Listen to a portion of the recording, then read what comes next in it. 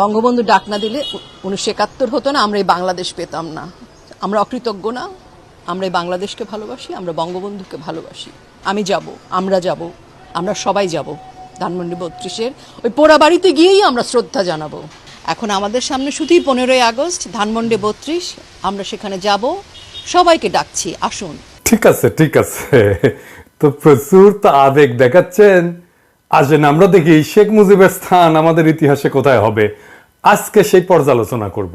1971 সালে আমাদের দ্বিতীয় স্বাধীনতার আগে, মানে 1971 দ্বিতীয়, 47 আমাদের প্রথম স্বাধীনতা, 71 দ্বিতীয়, আর 24 তৃতীয় স্বাধীনতা। এবং 1971-এর এই দ্বিতীয় স্বাধীনতার আগে এবং পরে শেখ মুজিবের রাজনৈতিক জীবন পর্যালোচনা করলে আমরা একটা ইন্টারেস্টিং বৈপরীত্য দেখতে পাই। পাকিস্তান আমলে তিনি ধীরে ধীরে হয়ে ওঠেন গণতান্ত্রিক আন্দোলনের নেতা। দাবি করা হয় যে তিনি গণতান্ত্রিক আন্দোলন করে বাঙালি জাতিসত্তার মর্মবাণী অনুধাবন করতে সহায়তা করছেন। এটা ঠিক যে তিনি 6 দফার আন্দোলন করছিলেন।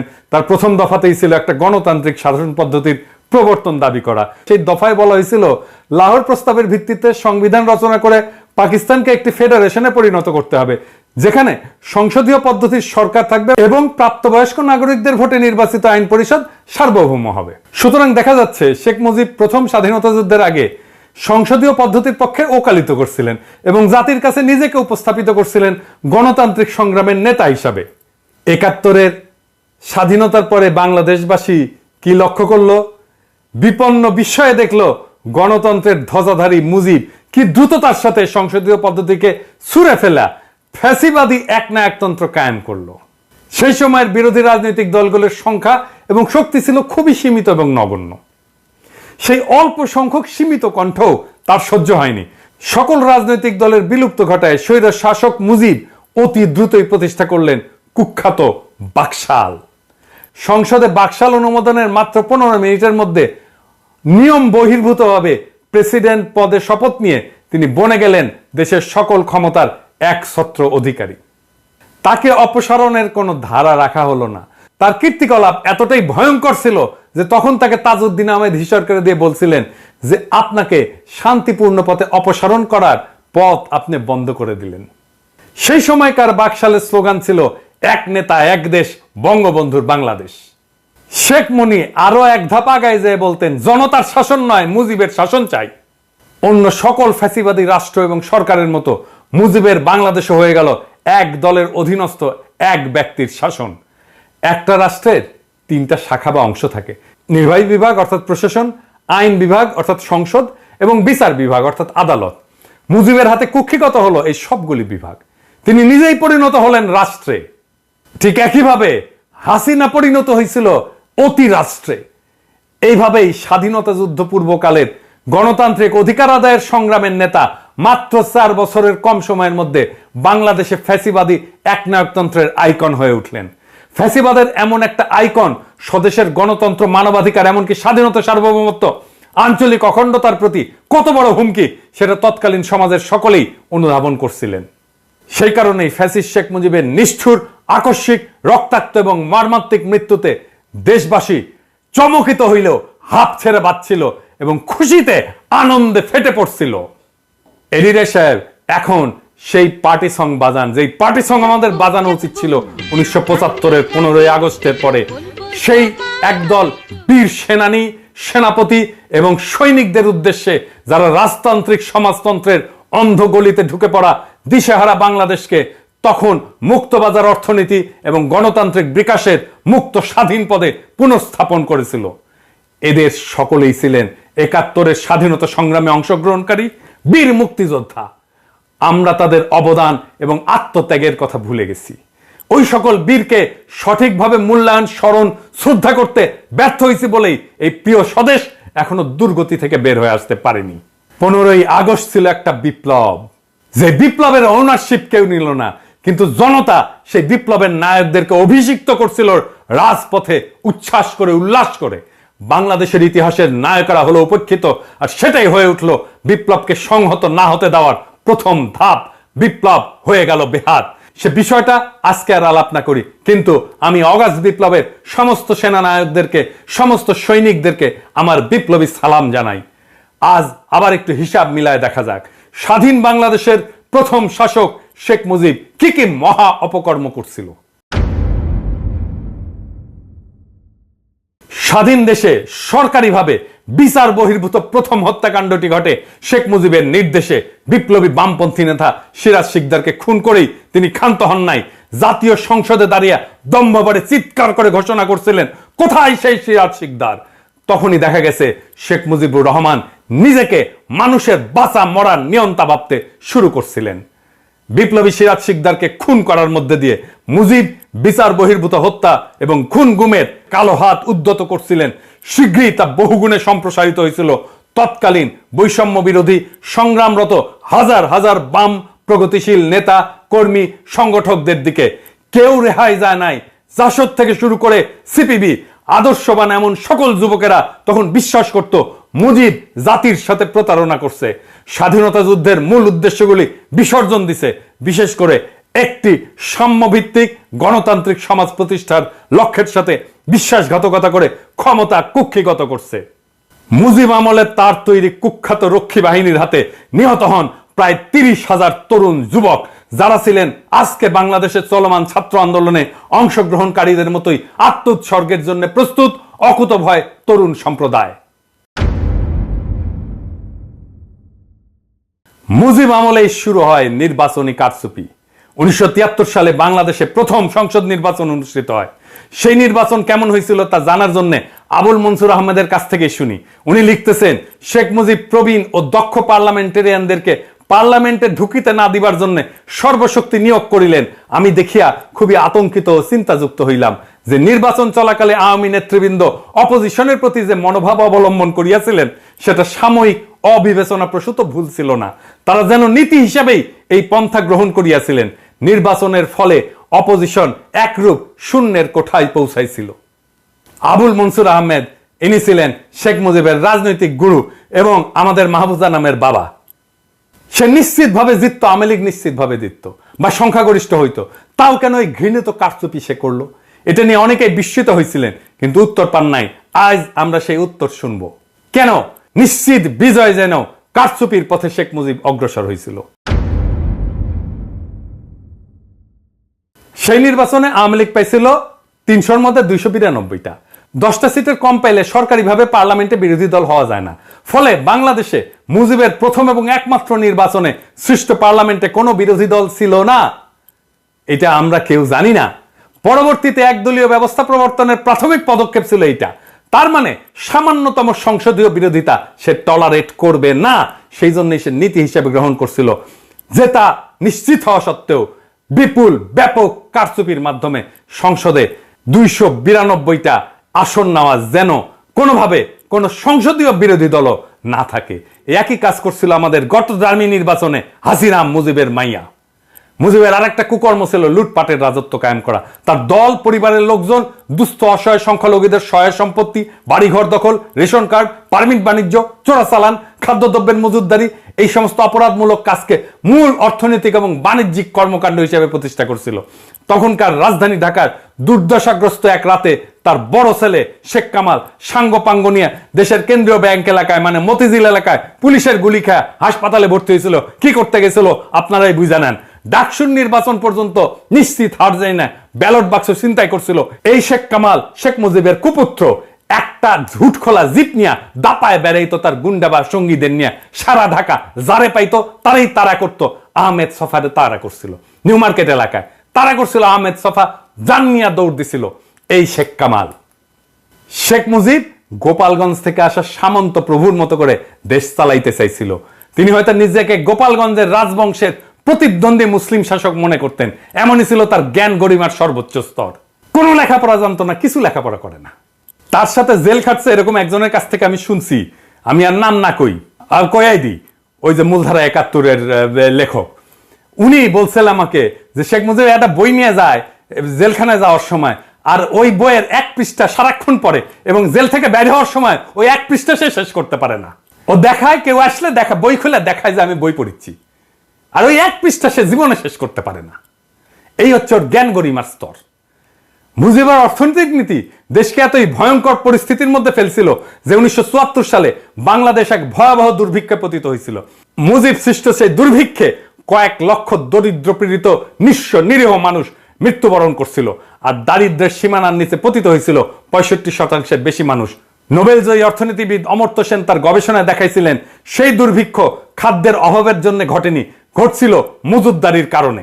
আর মুজিব কতই নির্লজ্জ, এই দুর্ভিক্ষের সময় সে তার ডাইনিং টেবিল সাজায় 14 পদের খাবার দিয়ে সে লাঞ্চ করত, সেটা আবার পত্রিকাতেও ছাপা হইতো। কেমন নির্লজ্জ একটা। এমন পরিস্থিতিতে মুজিব যখন দেখলো যে সমাজ এবং দেশে প্রতিবাদ বিক্ষোভ ক্রমশ বেড়ে যাচ্ছে, তখন যৎসামান্য গণতান্ত্রিক ব্যবস্থা বা পরিসর যা অবশিষ্ট ছিল তাও খেয়ে ফেললেন। গণতন্ত্রের পথ অনুসরণ না করে প্রবল স্বৈরাচারী ব্যবস্থা অর্থাৎ লৌহ কঠিন শ্বাসরুদ্ধকর ফ্যাসিজমের পথে পা বাড়াইলেন। শাসন এবং শোষণ করার সবচেয়ে অগণতান্ত্রিক এবং নিষ্ঠুর রাস্তাটি বেছে নিলেন শেখ মুজিব। দেশবাসীকে ভাওতা দেওয়ার জন্য তথাকথিত সমাজতন্ত্রের নামে রাষ্ট্রবিনাশী ফ্যাসিবাদী একনায়কতান্ত্রিক বাকশাল কায়েম করছিলেন। আর এই বাকশালের সহযোগী ছিল সিপিবি, এই বাংলাদেশের সিপিবি, এই মুজাহিদুল ইসলাম সেলিম বাকশালের সহযোগী ছিল। যেদিন বাকশাল কায়েম হয়, এই মুজাহিদুল ইসলাম সেলিম ছাত্রলীগের সাথে মিলে আনন্দ মিছিল বাইর করছিল ঢাকার রাজপথে। আওয়ামী লীগের অফিস পুরাই দিচ্ছেন, সিপিবির অফিস কেমনে থাকে? সিপিবির অফিস দখল করেন, সিপিবির অফিসকেও জনগণের অফিস বানান। ওই অফিস থেকে ফ্যাসিবাদের সহযোগীদের উচ্ছেদ না করে দিলে বাংলাদেশের মুক্তি নাই। ওই সিপিবিকে ধইরা আবার আওয়ামী লীগ উঠে দাঁড়াবে, আমি কয়ে রাখলাম। বাংলাদেশের প্রথম ফ্যাসিবাদী শাসক মুজিবকে তাদের মূল আইকন গণ্য করে এবং মানে আওয়ামী লীগ। 75-এর ইতিহাসের কুৎসিত নর্দমায় পতিত এই আইকনকে শেখ হাসিনা এবং তার দল গত 15 বছর ধরে সর্বশক্তি দিয়া সারা দেশে পুনঃপ্রতিষ্ঠিত করার অপচেষ্টা করছিল।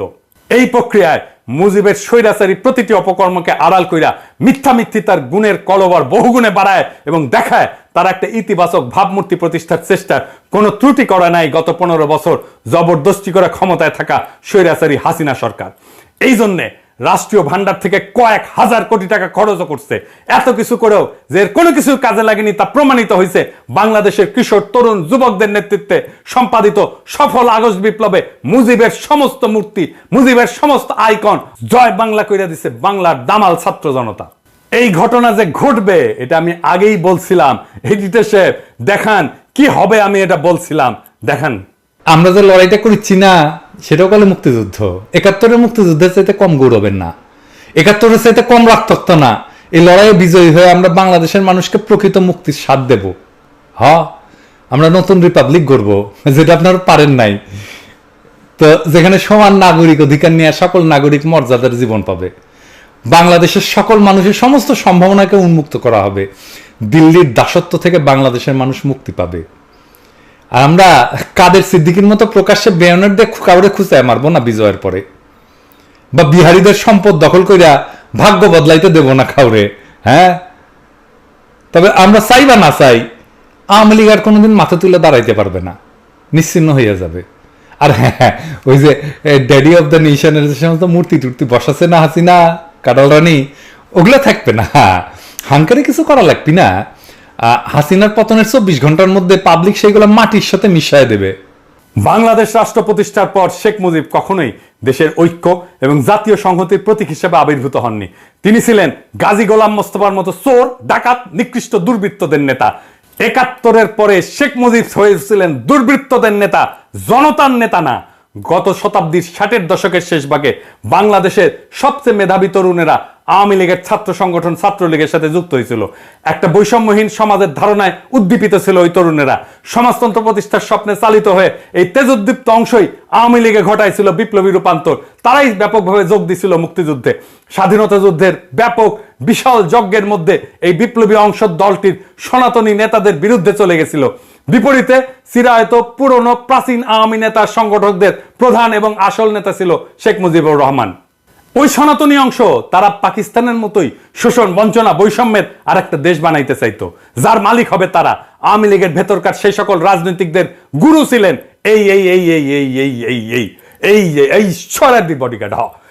69-এর গণ অভ্যুত্থান, 70-এর সাধারণ নির্বাচন এবং 71-এর মুক্তিযুদ্ধের মধ্যে দিয়া যে আত্মত্যাগী বিপ্লবী অংশ আওয়ামী লীগকে রাষ্ট্র ক্ষমতা উপহার দিয়েছিল, মুজিব সরকারের দায়িত্ব হাতে পেয়ে তাদেরকেই সবচেয়ে বেশি অবজ্ঞা করছেন, ঠেলে দিচ্ছেন দূরে, বহু দূরে, নীতি নির্ধারণের সীমানার বাইরে। তাদের লালিত স্বপ্ন এবং আকাঙ্ক্ষার বিপরীতে তিনি সর্বশক্তি নিয়ে দাঁড়ায় গেছেন। নিজের ভাগিনা শেখ মুনীকে সর্বাধিক গুরুত্ব দিয়া ফ্যাসিবাদের ভ্রূণ সৃষ্টির এবং লালনের প্রথম পর্বের কাজ শুরু করছেন। শেখ মুজিব তার দলের পরীক্ষিত এবং সবচেয়ে সম্ভাবনাময় ৮০% তরুণ এবং যুবককে ঠেলে দিছিলেন বিরুদ্ধ পক্ষে। পর্যায়ক্রমে সেখান থেকে তার বিরুদ্ধে সংগ্রামরতদের সবচেয়ে বড় সংগঠন জাসদ জন্ম নেয়। মুজিব কখনোই দেশের ঐক্য এবং সংহতির প্রতীক বা ইউনিফাইং ফিগার ছিলেন না। সে ছিল সদ্য স্বাধীন দেশে চূড়ান্ত বিভেদ সৃষ্টিকারী ইন্ডিয়া অনুরাগী এক দেশদ্রোহী শাসক। সে ছিল অত্যাচারী, লুটেরা এবং কুখ্যাত এক মহারাজ, ইতিহাসের নিকৃষ্টতম খলনায়ক।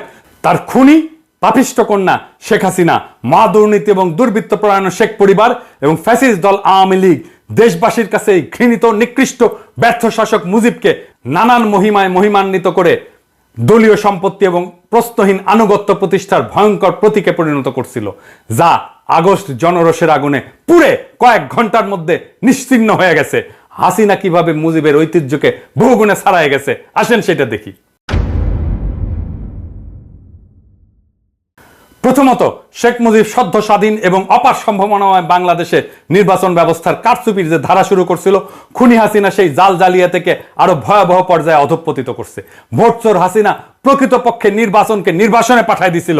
গত 7ই জানুয়ারিতে অনুষ্ঠিত ভোটারবিহীন ডামি নির্বাচনের মধ্য দিয়ে সে জনপ্রতিনিধিত্ব যাচাইয়ের ব্যবস্থা ধ্বংসের নিকৃষ্ট সকল ধারণাকে অতিক্রম করে পৃথিবীতে কলঙ্কের এক নতুন দৃষ্টান্ত স্থাপন করছিল। দ্বিতীয়ত, মুজিবের একটা গুম বাহিনী ছিল, সাদা টয়টায় ঘুরে বেড়াইতো, যাকে তাকে তুলে নিয়ে যেত তাকে আর খুঁজে পাওয়া যেত না। একই রকম ভাবে হাসিনারও গুম বাহিনী ছিল। খুনি হাসিনা বিচার বহির্ভূত হত্যাকাণ্ডে এত ব্যাপকভাবে বৃদ্ধি করে যে এক পর্যায়ে আমেরিকা র্যাবের উপরে নিষেধাজ্ঞা জারি করতে বাধ্য হয়। এটাই ছিল দস্যুরানী হাসিনার বিশাল উন্নয়ন ঘটানোর সহস্র গল্পের পিছনে লুকায় থাকা তার আসল কাহিনী। তার আমলে হাজার হাজার লোক মারা গেছে, অজস্র মানুষের জীবন প্রদীপ নিভে গেছে, অসংখ্য মানুষ পঙ্গু হয়েছে, দৃষ্টিশক্তি হারাইছে, দেশান্তরী হয়েছে। পুলিশ, আনসার, র্যাব, বিজিবি এবং আওয়ামী লীগ ও তার বিভিন্ন অঙ্গ সংগঠন এবং ভয়ঙ্কর ছাত্রলীগের সন্ত্রাসী হামলায় প্রাণ হারাইছেন বহু নারী পুরুষ। স্বদেশের শত শত নাগরিককে গুম করা হয়, তাদের উপরে চালানো হয়েছে অমানবিক নির্যাতন। এমন নির্মম অত্যাচারের জন্য তার যে সমস্ত বন্দিশালা বা আয়নাঘর তৈরি করছে, সেই সব দেখে এবং সেখানে আটকদের উপরে ভয়াবহ নিপীড়নের বিবরণ শুনে দেশবাসী এবং বিশ্ববাসী আজ স্তম্ভিত এবং বাকরুদ্ধ হয়ে পড়ছে। তৃতীয়ত, স্বৈরাচারী মুজিব লুটপাটের যে রাস্তা তার মেয়েকে দেখায় দিয়েছিল, খুনি হাসিনার আমলে সেই সড়ক দৈর্ঘ্যে প্রস্থে শতগুণে বেড়া গোটা অর্থনীতিকে গিলে ফেলছে। আজ অবস্থা এমন পর্যায়ে পৌঁছেছে যে হাসিনা সামান্য পিয়নো 400 কোটি টাকার মালিক বনে গেছে। উন্নয়নের ধোঁয়া তুলে হাসিনা এবং তার লেসপেন্সারেরা এবং সহযোগীরা দেশ থেকে 80 বিলিয়নেরও বেশি ডলার বিদেশে নিয়ে গেছে। তার উৎসাহ এবং প্রত্যক্ষ সহযোগিতায় এই সমস্ত লুটেরাদের জন্য বিভিন্ন উন্নত দেশে তৈরি হয়েছে বেগমপাড়া। চতুর্থত, দেশের সকল বিরোধী দলের বিরুদ্ধে অভূতপূর্ব দমন নীতি চালায়। রাজনৈতিক প্রতিপক্ষের লাখ লাখ নেতাকর্মীকে বিনা বিচারে আটকাই রেখা, লক্ষ লক্ষ মিথ্যা মামলা দিয়া, এলাকা ছাড়া, থানা ছাড়া, জেলা ছাড়া কইরা পুরা নির্বাচনী ব্যবস্থা ধ্বংস করে দিয়ে খুনি হাসিনা দেশকে বিরোধী রাজনীতি শূন্য করে ফেলতে চাইছিল। প্রকৃতপক্ষে সে নব্য বাকশালের পত্তন করছিল। দেশের নির্বাহী, আইন, বিচার বিভাগ এই সবই সে ঢুকায় ফেলছিল তার হাতের মুঠায়। বেঘরে নিহত তার বাবার মতো সেও নিজেকে স্থাপন করছিল রাষ্ট্রের উপরে এক অতি রাষ্ট্রের ভূমিকায়। পঞ্চমত, ভিন্ন আরেক দিক থেকে তুলনা করলে মুজিবের বাকশালের চেয়ে খুনি হাসিনার নব্য বাকশাল ছিল অনেক বেশি ভয়ঙ্কর। আর তা হলো আইকন মুজিবের আদলে সে ফ্যাসিবাদী বাকশালী শাসন কায়েম রাখার জন্য লক্ষ প্রাণের বিনিময়ে অর্জিত আমাদের স্বাধীনতা, সার্বভৌমত্ব, আঞ্চলিক অখণ্ডতাকে বিসর্জন দিয়া দেশটাকে ইন্ডিয়ার উপনিবেশ বানায় দিছিল। মোদির মৌলবাদী হিন্দুস্তানের সক্রিয় সাহায্য ছাড়া হাসিনার পক্ষে তার ফ্যাসিবাদী শাসন তথা মুজিবীয় আইকন এবং মিথ্যার ভরা ভাবমূর্তি বজায় রাখার আর কোনো উপায় বা পথ অবশিষ্ট ছিল না। জরুরি আর একটা দিক আমাদের নিরীক্ষা করা উচিত। কি সেই দিক? আইকন হিসাবে মুজিবকে মেনে নিলে তা কেবল খুনি হাসিনা এবং তার পরিবারের ফ্যাসিবাদী শাসনের অধীনে প্রজন্মের পর প্রজন্ম কাটানোর জন্য যথেষ্ট ছিল না। একই সাথে আওয়ামী লীগ ইন্ডিয়ার কাছে গোটা বাংলাদেশকে বন্ধক দিয়া মুসলিম বিদ্বেষী এই প্রতিবেশী দেশের উপনিবেশের প্রজার দুর্ভাগ্য বরণে বাধ্য করতে চাইছিল আমাদেরকে। এর বিরুদ্ধে আমরা আমাদের দ্বিতীয় মুক্তিযুদ্ধ শুরু করছিলাম। আমরা জানতাম এই যুদ্ধে জিততে হলে মুজিবের হাত ধরে আসা বাকশালী ফ্যাসিবাদকে চিরতরে কবর দিতে হবে। নারী পুরুষ নির্বিশেষে বাংলাদেশের কিশোর তরুণ যুবকেরা তা করে দেখাইছে। আমরা জানতাম জিততে হলে, অর্থাৎ বিজয়ের রঙিন পতাকা ছিনা আনতে হলে ইন্ডিয়ার আধিপত্যবাদের কালো হাতকে চিরতরে ভেঙে দিতে হবে। বাংলাদেশের বীর জনতা হেলিকপ্টার, গানশিপ, আর্মার্ড ভেহিকল, গুলি, স্নাইপার, টিয়ার গ্যাস, লাঠির মুখোমুখি দাঁড়ায়, শত শত প্রাণ বিসর্জন দিয়ে, হাজার হাজার চোখ হারিয়ে অঙ্গহানি ঘটায় মহাগৌরবের সাথে দেশের জন্য পবিত্র সেই কর্তব্য এবং দায় সম্পন্ন করছে। আমরা এক নদী রক্ত পাড়ায় আবার আমরা স্বাধীনতার সূর্যকে ছিনায় আনছি।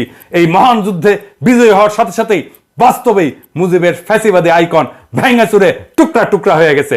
ইনশাল্লাহ নিশ্চয়ই আর কোনোদিন এই মহাদানব বাংলার পবিত্র মাটিতে ফিরে আসতে পারবে না। সুতরাং আজকে পরাজিত শক্তির যেসব এজেন্টেরা 15ই আগস্টকে জাতীয় শোক দিবস হিসেবে পালন করার ধৃষ্টতা দেখায়, প্রস্তাব করে, তাদেরকে স্পষ্ট ভাষায় বলে দিতে চাই, গণতন্ত্র হত্যাকারী মুজিবী আইকনের স্থান নব্য স্বাধীন দেশে আর কখনোই হবে না। এই ধরনের অপচেষ্টা আপনারা বন্ধ করেন। এই মোহ চিরদিনের জন্য ত্যাগ করেন। প্রাণপ্রিয় মাতৃভূমিতে এই দিবসটি আর কোনোদিনই মুজিবের নামে পালন করা হবে না ইনশাল্লাহ। এখন থেকে প্রত্যেক বছর 15ই আগস্ট এই দিনটি আমরা গণতন্ত্র পুনরুদ্ধার দিবস হিসেবে বিপুল উৎসাহের সাথে, আনন্দ উল্লাস এবং উৎসবের সাথে পালন করব।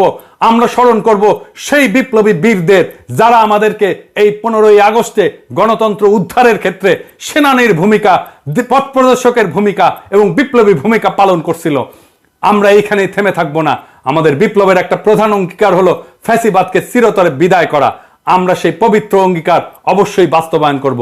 যারা ফ্যাসিবাদকে ফিরে আনতে চায়, একে পুনর্বাসন করতে চায়, তাদেরকে হুঁশিয়ার করে বলতেছি, এখানে থামেন।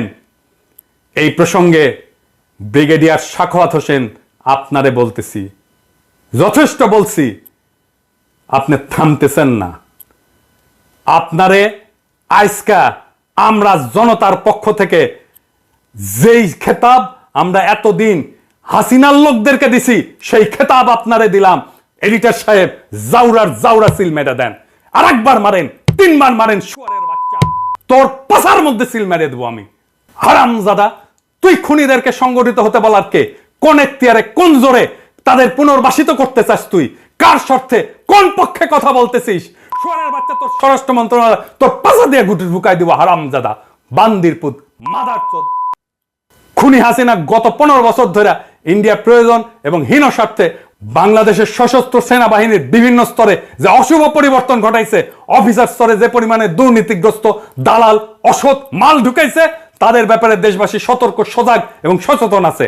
ইন্ডিয়ার অনুমোদন নিয়ে বসানো সেনাপতিরা এই মাদারচোদ সাখাওয়াত তোরে এই অন্তর্বর্তীকালীন সরকারের মধ্যে ঢুকাইছে। আমরা জানি তুই কিভাবে ঢুকছিস। তোরে আজ শুনতে হবে সেই রাজপথ মহাসড়কের কথা, যেখানে জনতার মিছিল এসা দুঃশাসনের তক্তে তাওস পুরাই দিছে, ওদের ঘৃণিত অপশাসনকে কবর দিছে। জনতার যেই মহাশক্তি, তাদের যদি চিনতে না পারিস, তোরে আমরা চিনাই দেব টাইম মতো, ঘাড় ধইরা ওই সচিবালয় থেকে বের করে দেব পাছায় লাথি দিয়া। প্রিয় দেশবাসী, প্রতি বিপ্লবের কথা বলতেছে। বিপ্লব করছি, প্রতি বিপ্লব ঠেকানোর ক্ষমতা, সামর্থ্য, হিম্মত আমাদের আছে। প্রতি বিপ্লবীরা সামনে আসুক, দেখাই দেব কিভাবে বিপ্লব রক্ষা করতে হয়। আমরা শহীদদের কাছ থেকে শিখছি কিভাবে জীবন দিতে হয়। আমরা শহীদদের কাছ থেকে শিখছি কিভাবে বুক চিতায় দাঁড়াইতে হয়। আমরা শহীদদের কাছ থেকে শিখছি কিভাবে বিজয়কে সংহত করতে হয়। আমরা কইরা দেখাবো আসিস কার কত ক্ষমতা আছে। প্রতি বিপ্লব ঘটাইতে আসিস, আমরা আমাদের সরকারকে রক্ষা করব, আমরা আমাদের বিপ্লবকে রক্ষা করব। কিন্তু বিপ্লবের মধ্যে ঢুকে পড়া এই সমস্ত সাখাওয়াতের মাদারচোদ গুলোরে আমরা পাছায় লাথি দিয়ে বাইর করে দেব। এটাও আমরা কয়ে রাখলাম। আমাদের মনে রাখা দরকার, ফ্যাসিজম উত্তরকালে পশ্চিমা বিশ্বে, বিশেষ করে জার্মানি, ইতালিতে যে সমস্ত আইকন, কালচার, কনসেপ্ট, এমনকি ভাষা ব্যবহার করে ফ্যাসিজম উৎপাদন, প্রতিষ্ঠা, এর ইকোসিস্টেম তৈরি এবং স্থাপন করা হয়েছিল, তার সবকিছুই ঝাড়ে বংশে ঝেঁটায় বিদায় দেওয়া হয়েছিল। সেই সব প্রতীক, ভাবমূর্তি, ছাপ, ছবি এবং চিহ্ন ব্যবহারকে ফ্যাসিজমের আবার আগমন হিসেবে গণ্য করা হয়। ফ্যাসিস্ট আওয়ামী লীগ এবং এর স্পিরিচুয়াল ফাউন্টেন হেড মুজিবের কল্লাকে বাংলাদেশে আর কখনো জায়গা দেওয়া হবে না। মহান সৃষ্টিকর্তা নিশ্চয়ই বাংলাদেশের মানুষের মধ্যে সেই তৌফিক দান করবেন, যেখানে মুজিবের নাম আছে, নিশানা আছে, গুড়ায় দেবেন বিপুল বিক্রমে। রাষ্ট্রীয় সম্পদ শক্তি ব্যবহার কইরা ফ্যাসিবাদের মতাদর্শিক আইকন হিসেবে সারা দেশে সকল বেসরকারি সরকারি প্রতিষ্ঠানে অজস্র মুজিব কর্নার, মুজিব বন্দনা, নানা চিহ্ন স্থাপন করা হয়েছে। সেই রীতি এবং সংস্কৃতি আর চলতে পারবে না। আমরা আর রাষ্ট্রীয়ভাবে ফ্যাসিবাদ উদযাপনের ধারাবাহিকতা বজায় রাখতে পারি না। এটা শুধু বিশ্বাসঘাতকতাই না, এটা আমাদের জাতির মনন এবং মগজকে বিষাক্ত করে রাখার নামান্তর। তাই এর সবগুলো অতি দ্রুত অপসারিত করতে হবে, ভেঙে চুরমার করে ফেলতে হবে, বাংলাদেশ থেকে সমূলে মুছে দিতে হবে মানবতা বিরোধী অসভ্য বর্বর ফ্যাসিবাদীদের সকল ছায়া। আগামী 15ই আগস্ট হবে, যেইখানে মুজিব কর্নার থাকবে সেই প্রতিষ্ঠানের প্রধানের পাশা দিয়ে সব মুজিব কর্নারের জিনিস ঢুকায় দেবেন। এইটাই হবে আমাদের কর্মসূচি। আর অবশ্যই তেল ছাড়া।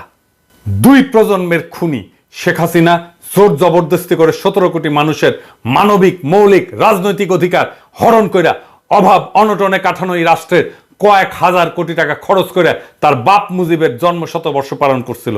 এর রেশ চিহ্ন এবং অবশেষ সমূহ বিদ্যমান থাকলে এইগুলো ফ্যাসিবাদের চাষাবাদ এবং দানবীয় উত্থানের রসদ সরবরাহ করবে। আমরা কষ্ট সহিষ্ণু এই বীর জাতিকে আর একবার সামষ্টিক পাপাচারে নিমজ্জিত করতে পারবো না এবং এর কোনো সুযোগ আর অবশিষ্ট রাখবো না।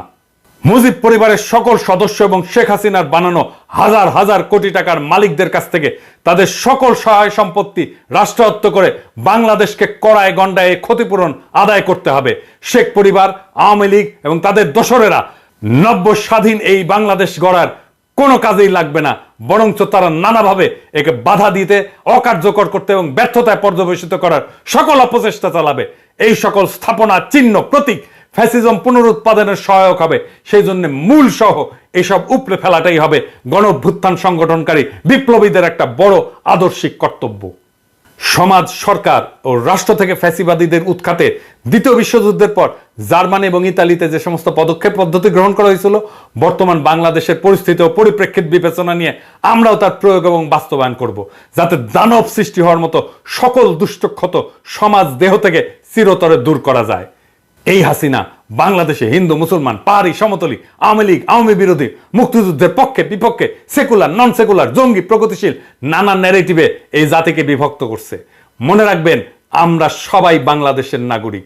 আমাদের সবার সমান অধিকার এই দেশে।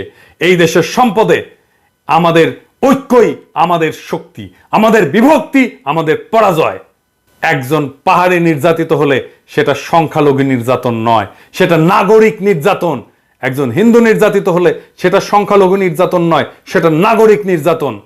একজন শিবির ক্রসফায়ারে মারা গেলে সেটা হাসিনার মতে জঙ্গি দমন না, সেটা নাগরিক নির্যাতন। আমাদের এই নাগরিক পরিচয় বাদ দিয়ে আমরা যেন রাজনৈতিক প্রশ্নে আর অন্য কোনো পরিচয়কে ধারণ না করি। হিন্দু হিসেবে না, মুসলমান হিসেবে না, পাহাড়ি হিসেবে না, সমতল হিসেবে না, আমরা আমাদের অধিকারের দাবি করব নাগরিক হিসাবে।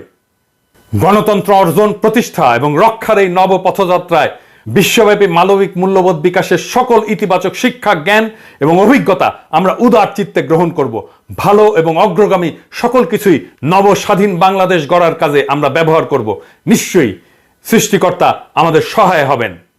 আগামী দিনগুলোতে আমরা এই একই ধরনের পদক্ষেপ নিয়ে এগিয়ে যাব। বাংলাদেশের পবিত্র মাটি থেকে ফ্যাসিবাদ এবং ফ্যাসিবাদীদের উৎখাত করেই ছাড়বো ইনশাল্লাহ। এবারের 15ই আগস্ট গণতন্ত্র পুনরুদ্ধার দিবসে এটাই হবে আমাদের ইস্পাত দৃঢ় শপথ। ইনকিলাব জিন্দাবাদ, গণতন্ত্র পুনরুদ্ধার দিবস জিন্দাবাদ, আগস্ট বিপ্লবের বিপ্লবীরা জিন্দাবাদ।